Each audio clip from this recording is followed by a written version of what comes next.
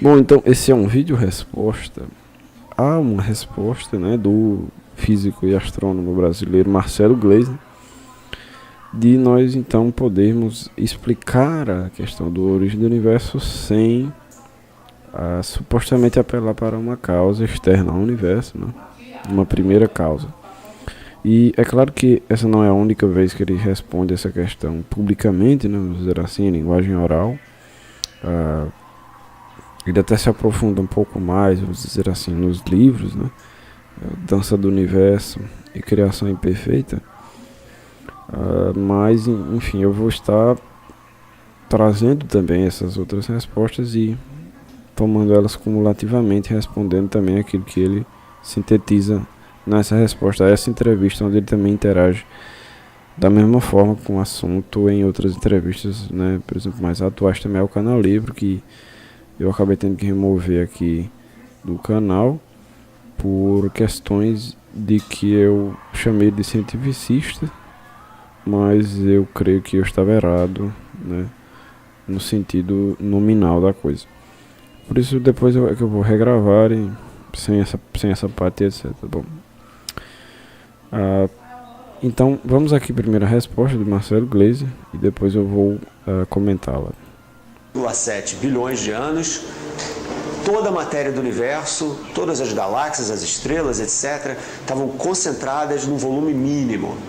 Tá? Esse volume, quando você tenta espremer muitas coisas num volume muito pequeno, imagina quando você entra no ônibus e fica enchendo, você quer sair, né? A coisa, você tem essa pressão, e então essa pressão essencialmente é que cria o tal do que a gente chama de Big Bang.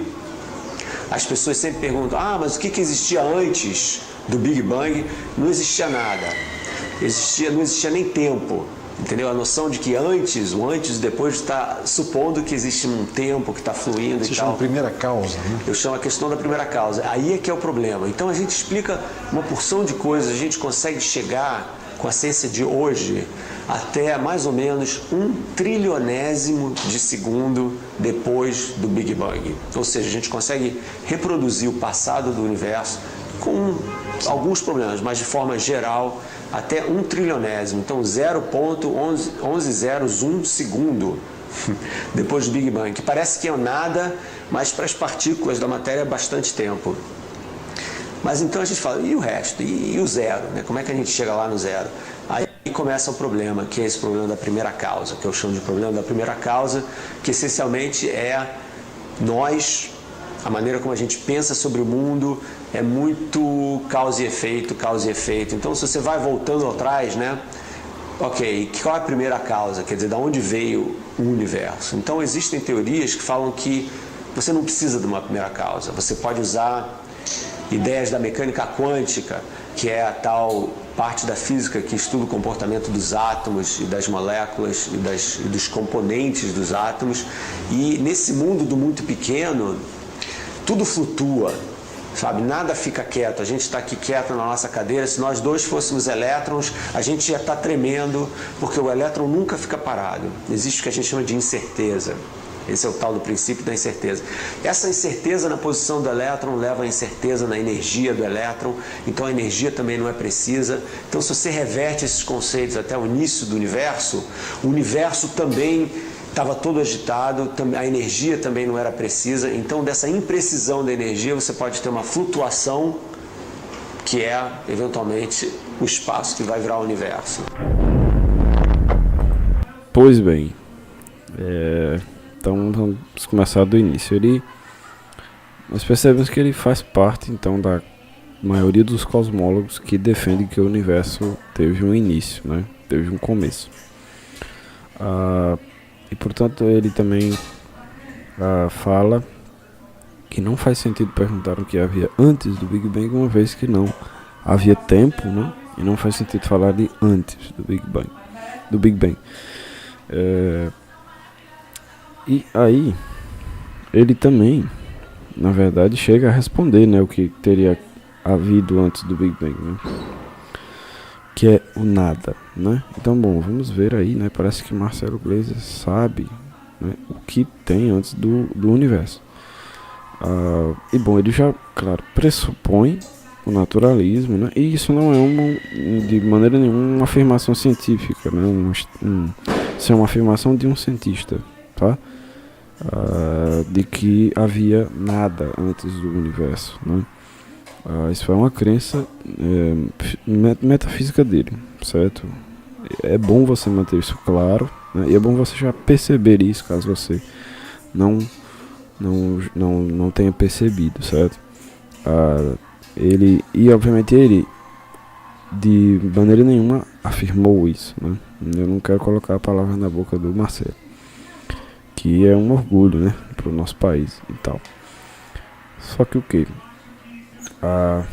Isso não faz parte da cosmologia, né? Que havia nada antes do universo. Isso é uma crença materialista, naturalista. E a questão é que ele tenta explicar ouvir a existência de algo pelo nada, né, de alguma forma. Só que, né, perceba que ele já tenta apelar para algum tipo de algo, né? Então, obviamente, se percebe que ele não está trabalhando com o nada, que assim algo, né, vai ser uma flutuação quântica, né, tunelamento quântico, como também é chamado, que geraria então algo.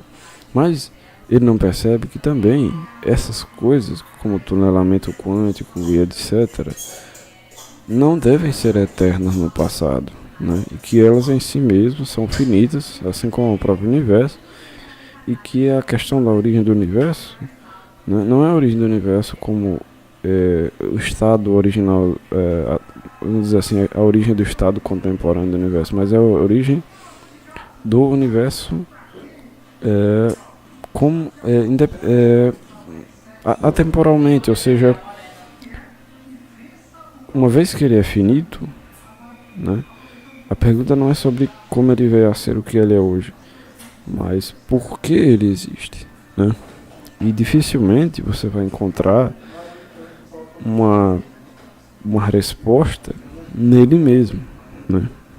Então, uma das coisas que eu acho assim, um dos delírios dos materialistas é querer achar, né, a explicação para a origem da matéria na própria matéria. Como assim? Algo que não existia deu origem a ela mesma, que não existia. Bom, é algo muito complicado. Complicado no sentido puramente irônico, né, da palavra. E portanto você vê que realmente o que é que acontece? O Marcelo, ele não é cientificista, né? Ele mesmo já afirmou isso numa entrevista à Fundação Na Prática, certo? Você pode pesquisar aí, talvez eu deixe o link na descrição aqui, mas está aí, Marcelo Gleiser, a entrevista à Fundação Na Prática, em uma das entrevistas que ele deu, que está repartida, né? Não sei se tem completo. Ele diz que a ciência não é o único meio de conhecer e que ela é limitada. Portanto, então daí você já pode excluir Marcelo Gleiser como cientificista. Só que eu percebo que essa afirmação dele, né, ou melhor, esse auto-reconhecimento dele não é totalmente verdadeiro, porque no final das contas ele só vai considerar a explicação científica para as coisas, né? E a explicação científica, né, é essencialmente observacional ou experimental, né? E não exatamente, vamos dizer assim, científica, porque é materialisticamente científica, né? Ou seja, uma resposta materialista, uma resposta naturalista, uma resposta que não fira as suas pressuposições filosóficas a respeito da natureza da realidade, do real. E não é justo, né, a gente trabalhar dentro desses pontos, deixando com que certos materialistas, que eu não acuso Marcelo Gleiser disso, mas certos materialistas e certos naturalistas sequestrarem o termo ciência, né? Eles não podem fazer isso. E simplesmente você raciocinar com premissas científicas, como tudo que vem a existir tem uma causa e o universo começou a existir, pode ser considerado uma explicação científica, não a nível experimental, não a nível observacional, não porque e a razão para isso não é por preferência ou por dogma, mas é por limitação do objeto, né? Do início de uma coisa que dificilmente nós vamos poder reproduzir, que vai ser a origem do universo, e que nós só podemos, né, vamos dizer assim, muito provavelmente apenas podemos especular com as observações que nós temos hoje, né? E portanto prever com uma probabilidade relativamente alta o que foi que aconteceu, né? Aí um certo sonho materialista é de que, enfim, em algum momento a gente olhando para o universo e jogando partículas umas nas outras, a gente encontre uma explicação para a origem da matéria na própria matéria. Eu acho essa esperança, né, muito louca. Também não estou dizendo que essa é a esperança do Marcelo, mas que é a esperança de muitos materialistas, né, por definição, porque eles não vão aceitar nenhuma explicação transcendente, no sentido de que vá além da realidade espaço-temporal e, vamos dizer assim, material. E portanto é realmente muito problemática em si mesmo, inconsistente, né? É o que eu percebo. E também você percebe que o quê? Que as pessoas que raciocinam, vamos dizer assim, de maneira paralela e semelhante à do Marcelo Gleisi, elas tiveram a mente corrompida por essa idolatria ao método científico, né?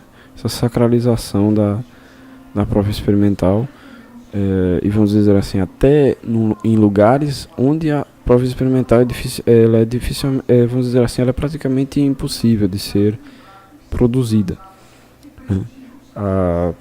Porque você vê essa questão, né, essa questão da autoridade da ciência, ela invade a mente dos caras e elas corrompem a percepção e a inteligência dos caras de analisar um problema que, obviamente, dificilmente vai ser de arcabouço, né, vai ser de competências observacionais e experimentais. Não estou dizendo que é impossível, mas que é bem improvável, né? Simplesmente a gente não precisa pensar muito para perceber isso, né? Uma vez que a gente está aqui fazendo a nossa ciência, as nossas observações no universo, né? E de maneira nenhuma isso vai implicar então nós não podemos saber o que aconteceu lá, já que as nossas observações só estão restritas aqui. Mas a gente não pode esquecer que o princípio causal, né, ele não é só um princípio regente no cosmos, né, mas que ele a gente consegue perceber ele em qualquer relação de evento, né, eventos mentais e etc. E portanto a gente pode tomar ele como um princípio metafísico, mas um princípio, né, a gente pode tomar ele como um princípio metafísico e não só um princípio universal, uma lei universal, mas sim como um parâmetro da realidade, né, causa e efeito. Bom, e como eu estava dizendo, né, vamos dizer assim, essa questão da autoridade, né, não, porque a explicação tem que ser científica para a pergunta, né? Ela corrompe a inteligência dos caras, fazendo com que eles rejeitem qualquer tipo de alternativa, vamos dizer assim, metafísica, para uma questão que dificilmente você vai responder com física, né? Ou seja, a origem da própria realidade física, você vai responder com mais realidade física, né?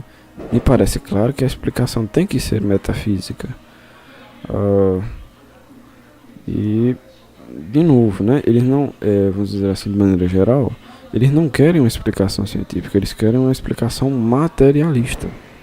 A questão não é científica, a questão é materialista.